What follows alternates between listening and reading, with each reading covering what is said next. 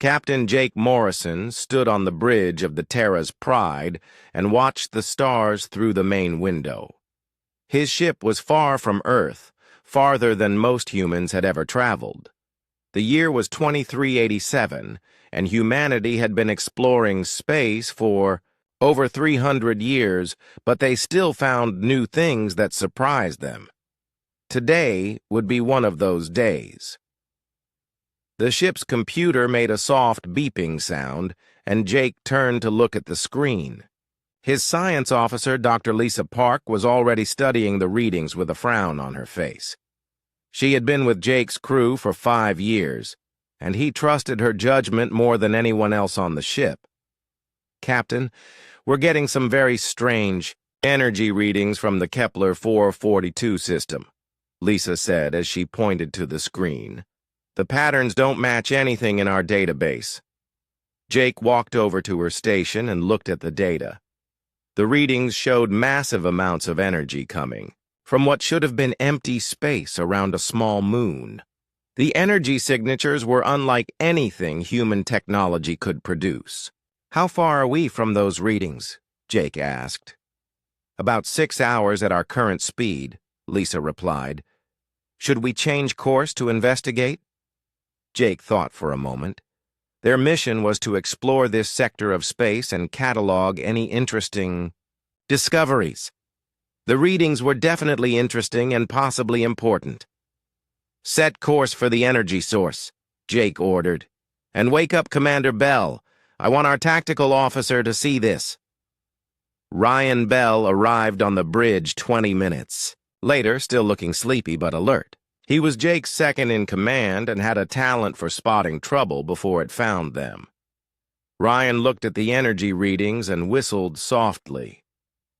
"That's a lot of power for an empty system," Ryan said. "Any idea what could be causing it?" "Not yet," Lisa replied. "But the patterns are very regular, almost like they're artificial."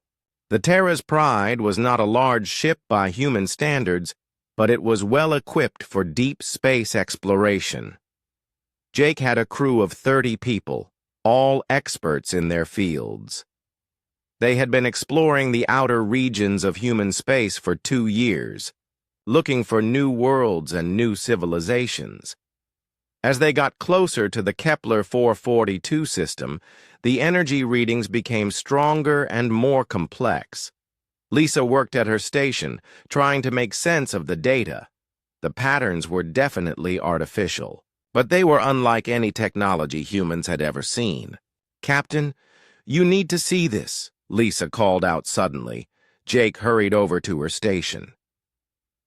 On the screen was a 3-dimensional map of the space around the small moon.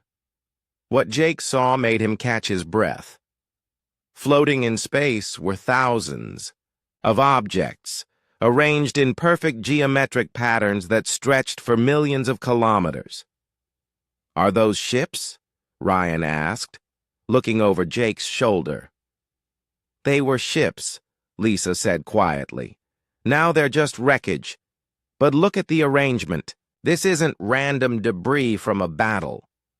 Someone placed these wrecks in specific patterns." Jake studied the display more carefully. The patterns were beautiful in a strange way, like someone had created art from the remains of a massive space battle. But who would do such a thing and why? "How old are these wrecks?" Jake asked. Lisa ran some calculations on her computer. "Based on the cosmic radiation damage and dust accumulation, I'd say they've been here for at least 50,000 years.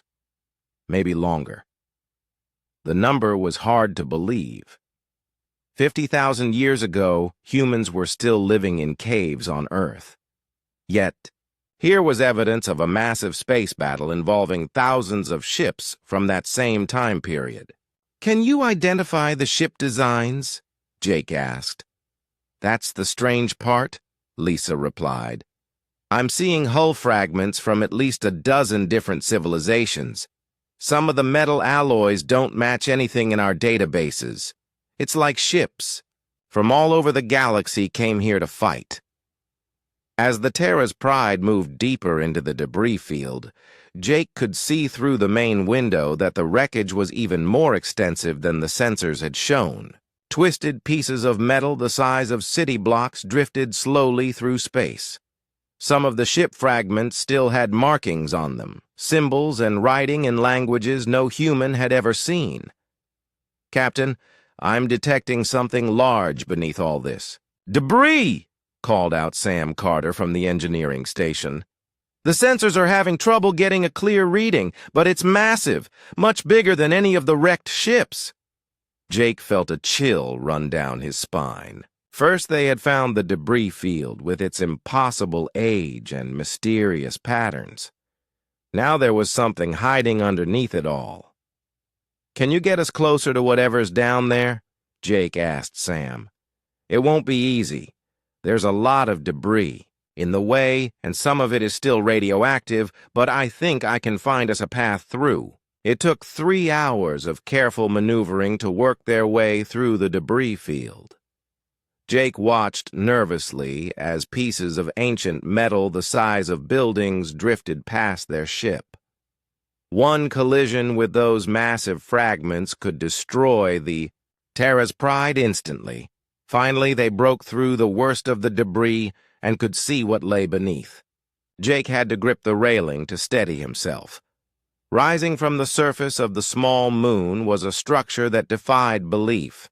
It was clearly artificial, but unlike anything humans had ever built. The structure was at least 50 kilometers long and rose 30 kilometers into space. Its surface was covered with symbols and markings that seemed to glow with their own inner light. "My God," Lisa whispered. "It's beautiful." The structure did have a strange beauty to it. Its lines were smooth and flowing, like it had been grown rather than built. But there was also something sad about it, as if it were a monument to something lost. "I'm reading massive energy sources inside that structure," Sam reported. "Whatever it is, it's still active after all these years." Jake made a decision that would change everything. "Take us closer. I want to get a full scan of that structure." As the Terra's Pride approached the mysterious building, Jake noticed that the energy readings were getting stronger. The symbols on the structure's surface began to glow brighter, as if responding to their presence. "Captain, something's happening," Lisa said with excitement in her voice. "The structure is sending out some kind of signal. It's very complex, but I think it might be trying to communicate with us." Jake felt his heart racing. They had stumbled onto something incredible. This was the kind of discovery that would change human understanding of the galaxy forever. But as he watched the ancient structure come to life, he couldn't shake the feeling that they had also stumbled onto something dangerous. The signal from the structure grew stronger and more complex. Soon, the Terra's Pride's computers were filled with data they couldn't understand. Jake realized they were no longer just explorers who had found something interesting. They were witnesses to something that had been waiting in the dark for 50,000 years. And now that wait was over. The stars looked different through the bridge windows of the UES Defiance.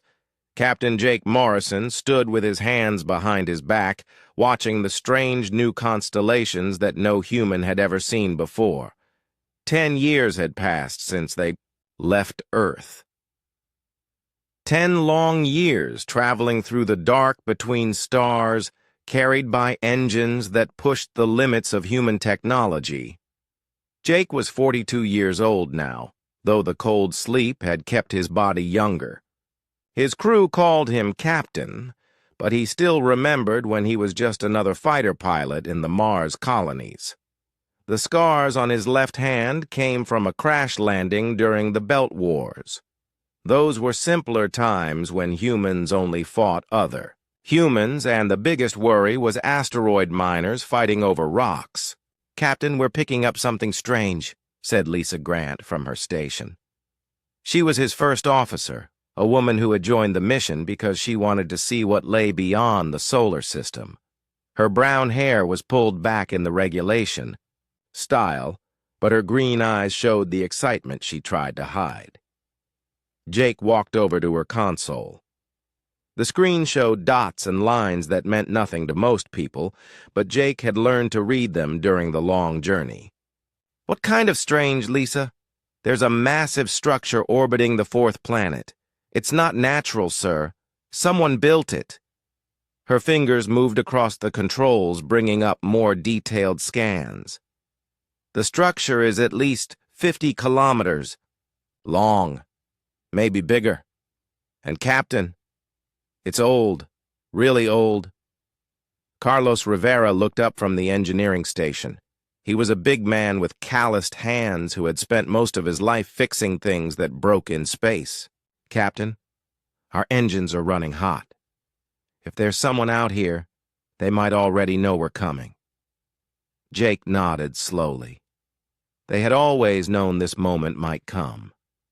Earth's scientists had argued for decades about whether humans were alone in the universe. Now they had their answer, and Jake wasn't sure if he should be excited or terrified. "Amy, what do our weapons look like?" he asked. Lieutenant Commander Amy Peterson was their tactical officer. She was young for her rank only, 28, but she had trained on every weapon system the Defiance carried. "All systems are green, Captain. Railguns are charged, nuclear torpedoes are loaded, and our defense grid is ready." "Good, but let's hope we don't need them." Jake turned to face the main screen. "Danny, try to establish communication with whoever built that structure." Danny Walsh was their communications officer. He had joined the mission because he spoke 7 Earth languages and understood radio technology better than anyone else in the fleet. "Trying all frequencies, Captain. Standard mathematical sequences, basic pictographs, everything we discussed in training." The bridge fell quiet except for the soft hum of the ship's systems. Jake counted the seconds, then the minutes. Outside, the windows the alien star grew brighter as they moved deeper into the system. The fourth planet was still just a dot of light, but Jake knew that somewhere around it, alien minds were making decisions about humanity's future. "Captain," said Kate Sullivan from the navigation station. She was a quiet woman who rarely spoke, unless asked, but her calculations had guided them safely across the void between stars. "We're being scanned. Multiple sources, very powerful. They know we're here." Jake felt his stomach tighten. "Danny, any response to our signals?" "Nothing.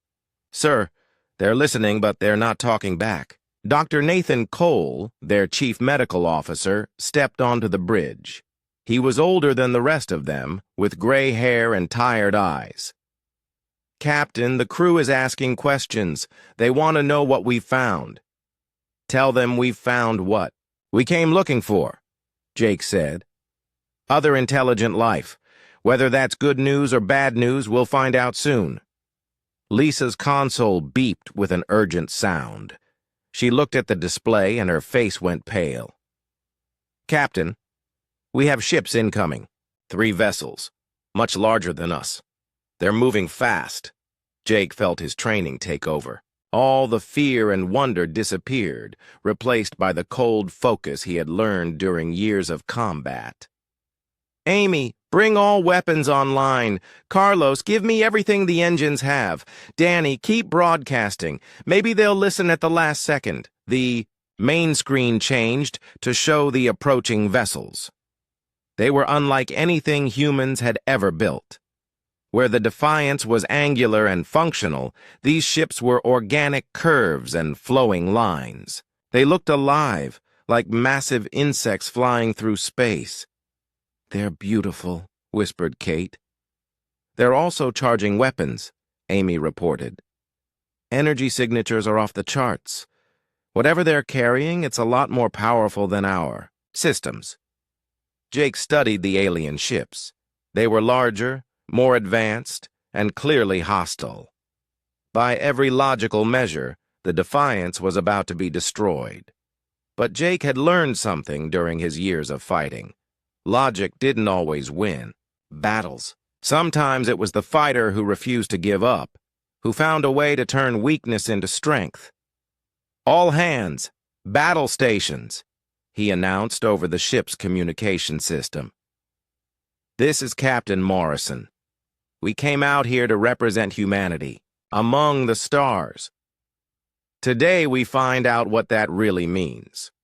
We may be outgunned, but we're not beaten.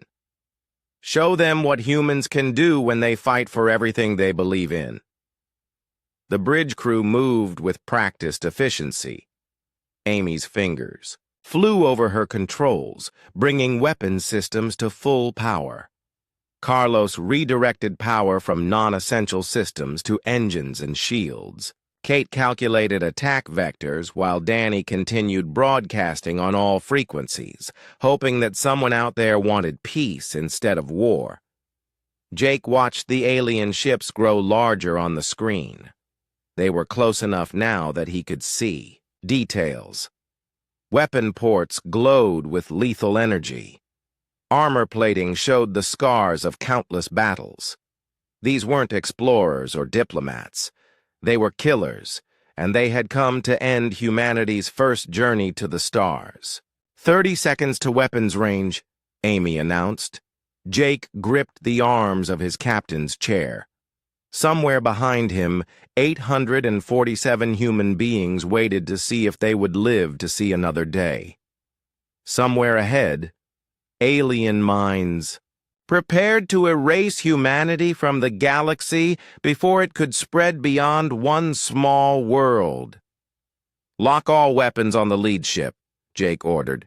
"When they fire, we fire back. Let's show the galaxy what humans are made of." The stars watched in silence as two civilizations prepared to meet for the first time in human history. Only one would survive to tell the story. The Defiance moved through space like a hunting predator, striking at Zalani supply convoys and outposts before vanishing into the void. Jake had learned the most important lesson of asymmetric warfare during his years fighting in the asteroid belt. When you're outnumbered and outgunned, you don't fight fair. You hit hard, hit fast, and disappear before the enemy can respond. Their latest target was a Zalani mining operation on a dead world at the edge of the system. Intelligence from Admiral Thex Moore indicated that the facility processed rare elements needed for their bioships. Destroying it would slow down Zalani ship production and send another message to the galaxy. "Scanning the facility now," Lisa reported from her station. 12 ships in orbit, mostly transports and escorts. No heavy warships." Jake studied the tactical display. The mining facility itself was built into a canyon on the planet's surface, protected by energy shields and weapon emplacements. It would have been impregnable against a traditional assault, but the Defiance wasn't planning a traditional assault. "Amy, what's our weapon status?" "All systems green, Captain. We've integrated some of the Zalani technology we salvaged. Our railguns now have enhanced targeting systems, and we've increased our nuclear torpedo yield by 30%. Carlos looked up from his engineering console with a satisfied expression. "The new shield harmonics are working perfectly. Zalani energy weapons can't lock onto us properly anymore. It's like we're partially invisible to their sensors." Jake nodded. Over the past weeks, they had become something new. Not quite human technology, not quite alien, but a hybrid that combined the best of both. It was exactly the kind of innovation that had kept humanity alive during the Belt Wars. "Begin the attack," Jake ordered. "Take out their escorts first, then hit the mining facility." The Defiance dropped out of faster-than-light travel at the edge of the system and immediately began its approach. The hybrid engines Carlos had developed allowed them to accelerate much faster than standard Zalani ships expected, closing the distance before the enemy could organize a proper defense. The first Zalani escort never knew what hit it. 6 railgun. Rounds punched through its hull in a sequence that took less than 2 seconds. The second ship managed to raise shields and return fire, but the Defiance's new defensive systems made it almost impossible to target accurately. Enemy fire is scattering off our modified shields, Amy reported with satisfaction. They can't. Get a clean lock on us. Jake watched the tactical display as their attack unfolded. This wasn't the desperate battle they had fought when they first entered the galaxy.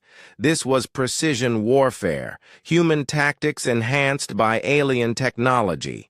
The Defiance moved through the Zalani formation like a shark among minnows, nuclear torpedoes, streaked toward the mining facility's main reactor complex.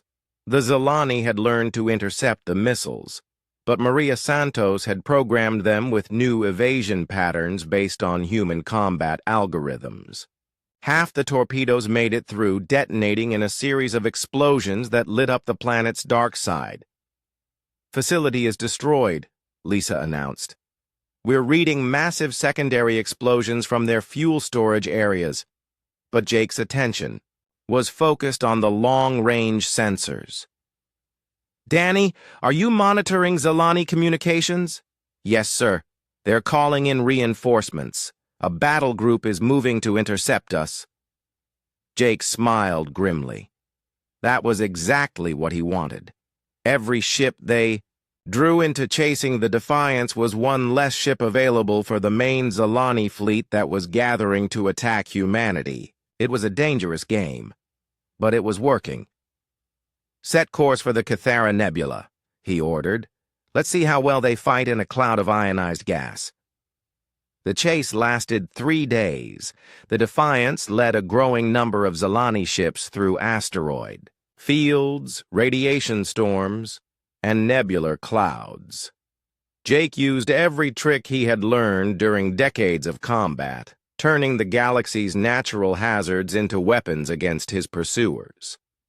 In the Cathara Nebula, 12 Zalani ships found themselves trying to fight an enemy they couldn't properly scan or target.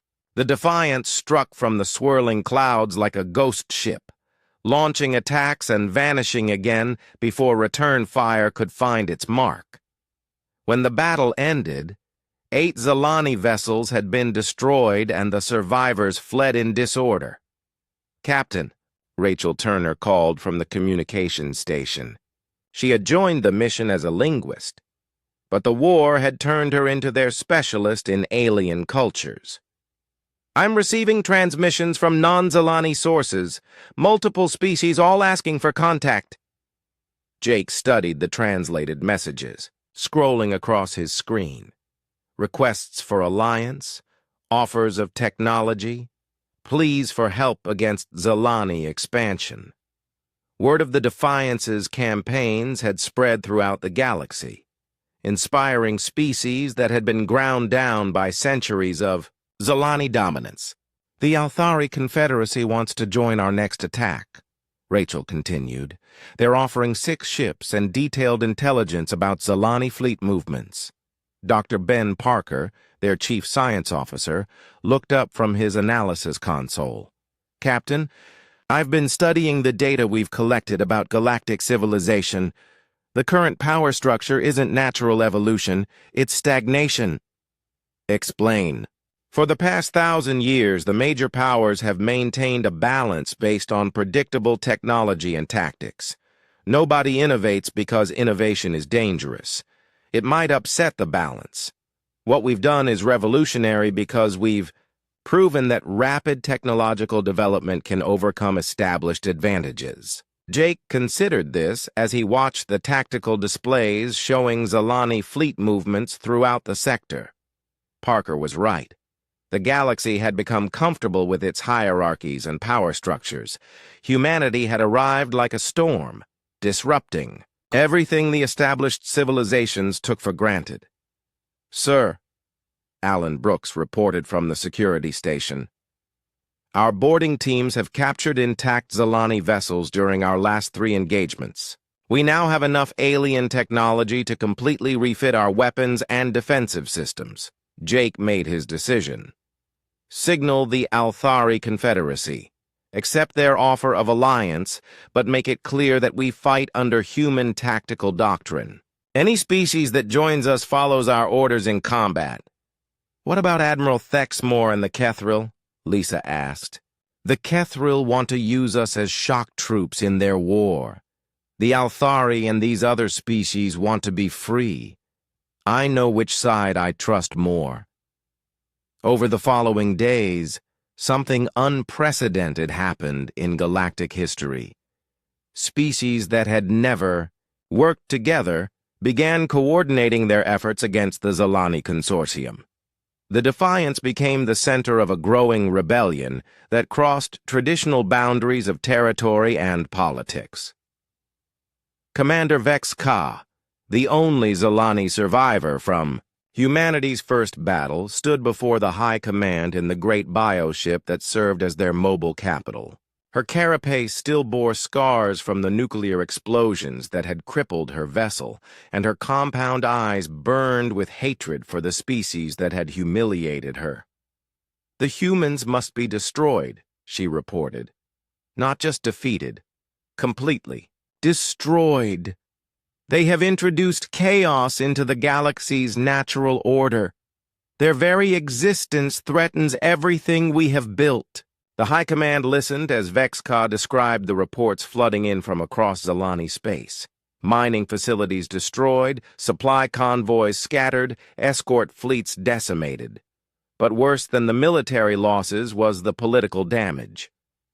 Species that had accepted Zalani dominance for centuries were now openly rebelling. "How many ships do you need?" asked the Supreme Commander. "Everything we have," Vex Ka replied. "The entire battle fleet. 200 ships may not be enough to guarantee their destruction, but it will send a message to the galaxy about the price of resistance." Jake stood on the bridge of the Defiance, studying reports from their new allies. 18 ships from 7 different species had joined their growing fleet. They were still vastly outnumbered by the approaching Zalani force, but they were no longer alone. "Captain," Kate Sullivan announced from navigation, "long-range scanners detect the Zalani main fleet. They're 2 days away and moving at maximum speed." Jake looked at the tactical projections showing the enemy force. 200 ships, including several massive bio-dreadnoughts that could destroy entire planets. It was the largest military force assembled in this sector for over a century, and it was coming for one human ship and its ragtag collection of allies. "Signal the fleet," Jake ordered. "All ships are to rendezvous at coordinates I'm transmitting. It's time to choose the battlefield where we make our stand." As the Defiance changed course toward the ancient ruins of the Threshold system, Jake thought about how much had changed since they first entered the galaxy. They had come as explorers and found themselves leading a revolution. The question now was whether that revolution could survive what was coming. The communication networks of the galaxy buzzed with news that hadn't been heard in over 1,000 years. An unknown species had not only resisted the Zalani Consortium, but had destroyed 2 of their hunting vessels and crippled a third. Across dozens of star systems, alien minds struggled to process what this meant. Admiral Thexmore of the Kethril hegemony studied the reports from his command ship high above the desert world of Keth Prime. He was a large reptilian creature with scales that had turned silver with age and yellow eyes that had seen 3 centuries of galactic politics. The data streams flowing across his screen showed something he had thought impossible. "The Zalani were defeated?" he asked his intelligence officer. "Completely, Admiral. The unknown vessel used primitive kinetic weapons and fusion-based explosives, but their tactics were unlike anything in our databases. They fought as if their entire species depended on winning that single battle." Thexmore leaned back in his command chair. The Kethril had been losing territory to the Zalani for decades. Their empire, once mighty, was slowly being absorbed into the consortium. But if this new species could hurt the Zalani, perhaps there was hope. "Prepare a diplomatic vessel," he ordered. "We need to make contact with these humans before someone else does." 3 systems away, in the crystal spires of the Ethereal Collective, beings of pure energy debated the implications of humanity's arrival. They had watched the galaxy evolve for millions of years, seeing species rise and fall like waves on an endless shore. But this was different. "They show the old patterns," whispered one ethereal to another through thoughts that moved faster than light. "The willingness to adapt, to change, to grow beyond what they were. We have not seen such potential in millennia." "Or such danger," replied another. "Species with that kind of drive either elevate the galaxy or destroy it. There is rarely a middle path." Aboard the Defiance, Jake Morrison sat in his ready room studying intelligence reports that painted a terrifying picture of the galaxy they had entered. Danny Walsh had been monitoring alien communications for days, and the translation programs were finally making sense of the intercepted signals. "Captain," Danny said as he entered with a data pad, "you need to see this. We're not just dealing with one hostile species. The galaxy is full of them." Jake took the pad and read through the translated communications. His face grew darker with each line. "The Zalani Consortium spans over 200 star systems. The Kethril hegemony controls another 150. And there are at least 6 other major powers we haven't even identified yet. It gets worse. Sir, from what I can tell, they've all been at this for centuries, maybe thousands of years. They have technology we can barely understand and fleets that number in the thousands of ships." Jake set down the pad and rubbed his temples. Earth had sent one ship to explore the galaxy, and that ship had stumbled into a war zone that made the Belt Wars look like a playground fight. "What about the species the Zalani have conquered?" "That's the really disturbing part," Danny said. "According to these communications, the Zalani don't just conquer other species, they absorb them. Every intelligent being becomes part of their collective consciousness. The individuals cease to exist." Jake felt sick. If the Zalani reached Earth, humanity wouldn't just be conquered. It would be erased, absorbed into an alien hive mind until nothing remained of human individuality or culture. "Sir," Lisa's voice came over the communication system, "we're receiving a transmission. It's not from the Zalani." Jake and Danny hurried to the bridge, where the main screen showed a reptilian face with intelligent yellow eyes. The creature spoke in a language that sounded like rocks grinding together, but the translation system converted it to understandable words. "Greetings, humans of the vessel Defiance. I am Admiral Thexmore of the Kethril hegemony. We have observed your recent victory over the Zalani and wish to establish diplomatic contact." Jake considered his options. The Kethril might be friendlier than the Zalani, but every alien species so far had tried to either destroy or use them. "Open a channel," he decided. "Admiral Thexmore, this is Captain Jake Morrison. We're willing to talk, but we won't lower our guard."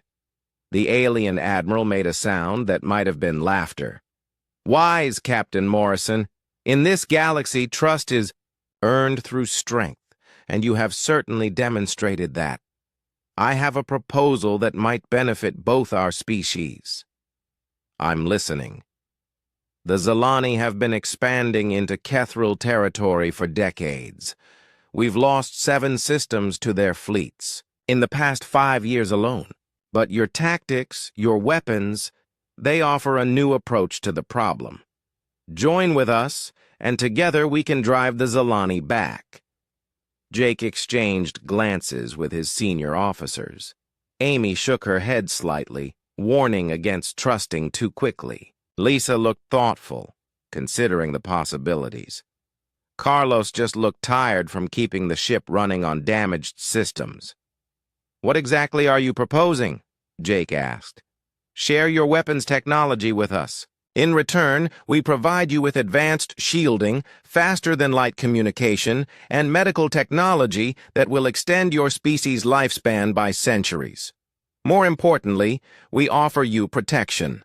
The Zilani will not stop with one defeat. They will send everything they have to destroy you." Jake knew the alien was right about that.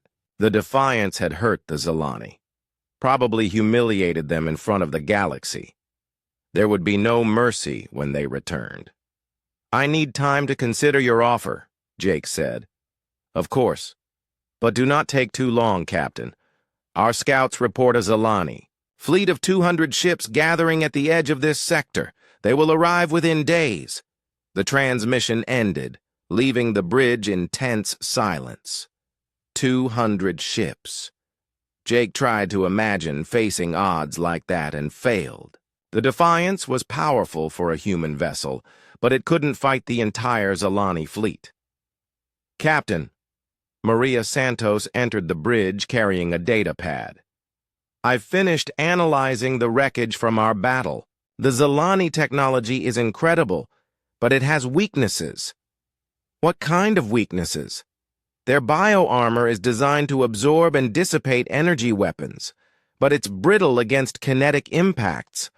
Our railguns cut through it like it was barely there, and their shields operate on frequencies that don't interfere with nuclear explosions."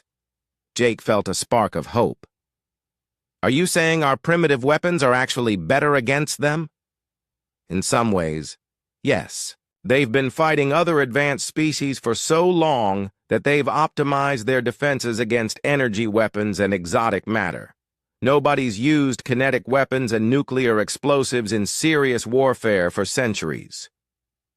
Dr. Cole stepped onto the bridge with his own report. "Captain, I've been studying the Zilani prisoners we took. Their biology is fascinating and horrible. They're not just part of a hive mind. They've been surgically altered to remove individual thought. What we're fighting isn't a species anymore. It's a machine made of living parts." Jake absorbed this information while studying the tactical display. 200 enemy ships against one human vessel. Even with technological advantages, it seemed impossible. But then again, everyone had thought defeating 3 Zilani ships was impossible too. "Danny, send a message to Admiral Thex Moore. Tell him we're interested in his proposal, but we need to see proof that the Kethril can be trusted. Ask him to share intelligence about Zilani fleet movements and tactical capabilities." "Yes, sir." Jake turned to face his crew. These men and women had followed him across the galaxy and fought beside him against impossible odds. Now he was asking them to do it again, against even worse odds. "We came out here to explore," he said quietly. "But we found a galaxy at war, where species are enslaved or absorbed into collective minds. Earth is 800 light-years away and completely defenseless. If we don't stop the Zilani here, no one will." Amy nodded grimly. "What are your orders, Captain?" Jake looked at the stars on the main screen. Somewhere out there, 200 alien ships were preparing to end humanity's journey to the galaxy. But the Defiance had already proven that humans could fight and win against superior forces. Maybe, just maybe, they could do it again. "Prepare for battle," he said. "We're going to show the galaxy that humanity doesn't give up, no matter what the odds." The first alien weapon struck the Defiance like lightning made solid. The ship shook so hard that Jake had to grip his chair to stay upright. Sparks flew from damaged consoles and the lights flickered as systems struggled to handle the overload. Shields. "Down to 60%! Amy called out over the noise. "Return fire!" The Defiance answered with everything it had. 6 railgun turrets swiveled toward the lead alien ship and fired in sequence. Each shot was a piece of metal accelerated to incredible speed, carrying enough energy to punch through a mountain. The projectiles crossed the distance between ships in seconds. Jake watched the tactical display as their shots found their target. The first railgun round hit the alien ship's forward section and tore through armor that had probably never been damaged before. The second and third shots struck the same area, widening the hole. By the time all 6 rounds hit, there was a gap in the alien hull big enough to fly a shuttle through. "Direct hits," Amy reported with satisfaction. "Their forward shields are down." But the aliens were far from finished. The damaged ship fell back while its 2 companions moved forward. They fired together, sending twin beams of energy that lit up space like miniature suns. The Defiance rolled to avoid the worst of the attack, but the beams still caught the ship's port side. Carlos cursed as his engineering displays lit up with red warning signals. "Hull breach on Deck 7. Emergency bulkheads are holding. But we can't take many more hits like that." Jake studied the tactical situation. The aliens were bigger and had better weapons, but they were fighting like they expected an easy victory. They came straight at the Defiance without using tactics or trying to outmaneuver. They had probably never fought anyone who shot back effectively. "Amy, launch nuclear torpedoes at the ship on the left. Set them for proximity detonation. Carlos, how much power can you give me for the engines?" "Everything we've got, Captain. But the containment fields are already stressed." "Do it." "Kate, plot a course that takes us between those 2 ships. Maximum acceleration." Kate's fingers moved quickly over her controls. "Course plotted, sir. But, Captain, if we go between them, they'll hit us from both sides." "That's what I'm counting on," Jake said. "Amy, when we pass between them, I want you to fire everything we have at point-blank range. Show them what human weapons can do when there's nothing in the way." The Defiance accelerated toward the 2 alien ships. Jake could feel the artificial gravity struggling to compensate as the ship picked up speed. On the main screen, the enemy vessels grew larger and more detailed. He could see weapon ports tracking their movement and energy building for another. "Devastating attack." "Nuclear torpedoes away," Amy announced. The weapons streaked toward their target, small points of light carrying the power to level cities. The left alien ship tried to shoot them down, but the torpedoes were too fast and too close. The first nuclear explosion lit up space like a new star. The alien ship staggered under the blast, its organic curves twisted and blackened. The second torpedo hit 3 seconds later, and the ship broke apart in a shower of debris and atmosphere. "One down," Jake said grimly. But there was no time to celebrate. The remaining 2 alien ships were closing in, and the Defiance was flying straight between them. Energy beams lashed out from both sides. The ship's shields flared and died under the combined assault. Hull plating glowed red-hot and began to buckle. On Deck 12, a section of the outer hull failed completely, venting atmosphere into space before emergency systems could seal the breach. But Jake had timed it perfectly. As the Defiance passed between the 2 ships, Amy unleashed every weapon they had. Railguns fired continuously, sending streams of projectiles into alien hulls at ranges measured in hundreds of meters instead of kilometers. Nuclear torpedoes launched from both port and starboard tubes, too close for the enemy to intercept. The ship on the right took the worst of it. 6 railgun rounds tore through its engine section, while 2 nuclear explosions gutted its forward. Hull. The ship listed to one side, atmosphere and coolant streaming from dozens of holes. Its weapons fell silent as power systems failed. The third alien ship tried to turn and follow the Defiance, but Carlos had pushed the engines beyond their design limits. The human ship pulled away, leaving the crippled alien vessel behind. Status. Report, Jake ordered as the immediate danger passed. Amy checked her displays. 2 alien ships destroyed, 1 heavily damaged and unable to pursue. Our weapons are cycling back to ready status. Carlos wiped sweat from his forehead. Engineering reports hull breaches on 4 decks, but all are sealed. We've lost 2 railgun turrets and our starboard shield generator. The engines are running hot, but they'll hold. Dr. Cole's voice came over the communications system. Medical. To bridge. 17 injured. No fatalities. Most are from the hull breach on Deck 7. Jake nodded slowly. They had won, but barely. If there had been more alien ships, or if the enemy had used better tactics, the Defiance would have been destroyed. But they had proven something important. Human weapons could hurt these aliens. Human tactics could overcome superior technology. Danny, are you still monitoring their communications? Yes, sir. There's a lot of chatter on frequencies we've never heard before. I think we surprised them. Lisa looked up from her station. Captain, I'm reading massive energy signatures throughout the system. There are more ships out there. A lot more. Jake felt his blood run cold. They had won 1 battle, but it might have been the easy one. Word of their victory would spread, and the next time they faced alien ships, the enemy would be ready for them. Maria, he called to their weapons specialist, I want you to analyze everything we can learn from this battle.